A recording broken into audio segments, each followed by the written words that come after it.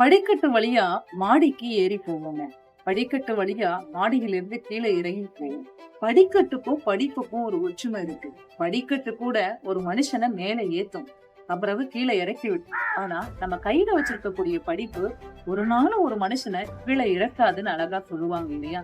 அப்பேற்பட்ட படிப்பு அப்படிங்கிற ஒரு விஷயத்தை பத்தி மதிசேகரன் எழுத்தாளர் அவர்கள் அழகா ஒரு கவிதை எடுத்துக்கிட்டாங்க. அதை உங்ககிட்ட பகிர்ந்துக்கிறேன். படிக்கிற சாதி. மாணவ மணிகளே, நீங்கள் படிக்கிற சாதி.